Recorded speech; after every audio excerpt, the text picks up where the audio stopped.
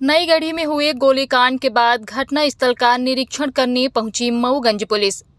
अधीक्षक रचना ठाकुर बीती दरमियान रात नई गढ़ी थाना क्षेत्र में गोलीकांड हुआ था, जिसमें बेखौफ बदमाशों ने शैलेन सोनी पिता रामायण प्रसाद सोनी उम्र 22 वर्ष निवासी भलुहा नई गढ़ी को गोली मार दी थी।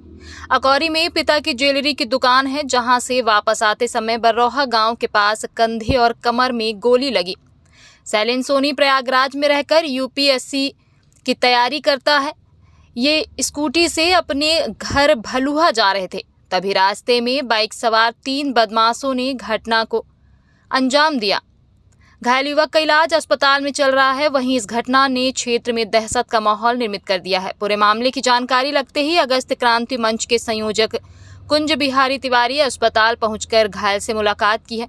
घायल अब खतरे से बाहर बताया जा रहा है। अब देखना होगा कि कब तक पुलिस बेखौफ बदमाशों का खुलासा कर पाती है, या फिर क्षेत्र में हुई अन्य कई घटनाओं जैसे यह मामला भी कागजों में दफन हो जाएगा। खैर, यह तो आने वाले वक्त में तय हो पाएगा। अगर आपने अभी तक जय न्यूज को सब्सक्राइब नहीं किया है तो चैनल को सब्सक्राइब करें और घंटी का बटन दबाएं, जिससे आपको अपने क्षेत्र की सभी खबरें मिले सबसे पहले। धन्यवाद। संजय गांधी हॉस्पिटल आए हैं, मामला क्या था? अभी हमारे नई गढ़ी जनपद क्षेत्र का एक होनहार युवा जो प्रयागराज में रहकर यूपीएससी की तैयारी करता है और अपने पिता की एक लौती संतान है।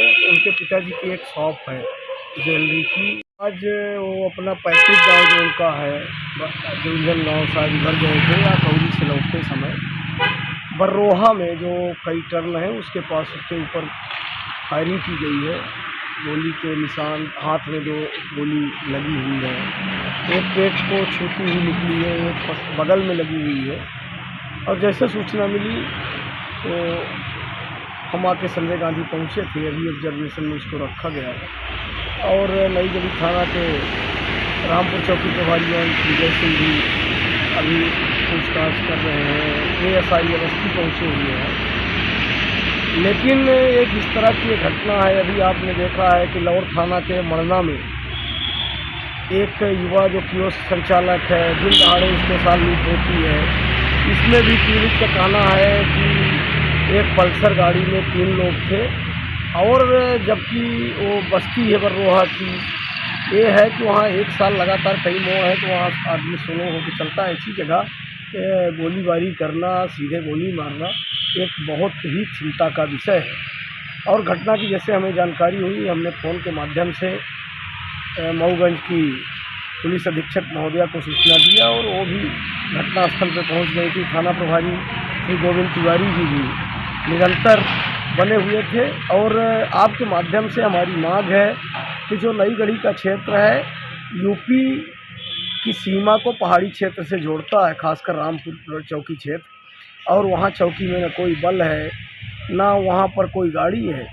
और जो आवारा तत्व दिन रात घूमते रहते हैं उनकी एक विशेष अभियान चला के कि उनके पास इनकी वहाँ की गाड़ियाँ कहाँ से आई, वो करते कुछ नहीं है, उनके शौक लंबे हैं। और इनके मेरा तो कहना है कि अपराध जब होते हैं और जब पुलिस कार्यवाही करती है और उस समय जो संरक्षक फ़ोन करते हैं वो इन अपराधों के जनक हैं और उनके संरक्षण के कारण इस तरह से अपराध हो रहे हैं। जैसा कि पीड़ित का कहना है कि जैसा कि उसको एहसास हुआ, सामने से जब आए वो देखा है और बगल से निकले हैं कि वो 20 से 27 वर्ष के उम्र के ही लोग थे।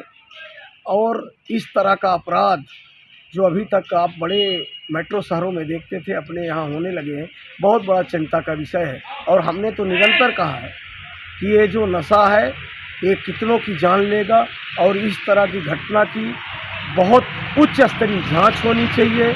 और इसमें जितने जो भी संलिप्त हों, कोई भी आका हो, कोई भी कोई नागणित लगाता हो, और जो इन अपराध में अपराधियों के बचाव में उतरते हैं उनकी भी खाल उधेड़े पुलिस, तब जाके इस तरह के अपराध में रोक होगी।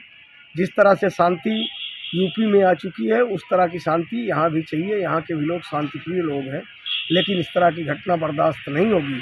और नहीं तो मजबूरी में अब हम सबको ऐसे आवारा तत्वों के खिलाफ कानून को हाथ लेना पड़ेगा, जिसकी जवाबदारी कानून के जानकार जो हैं वो समझेंगे कि किनकी होगी, आप समझ सकते हैं।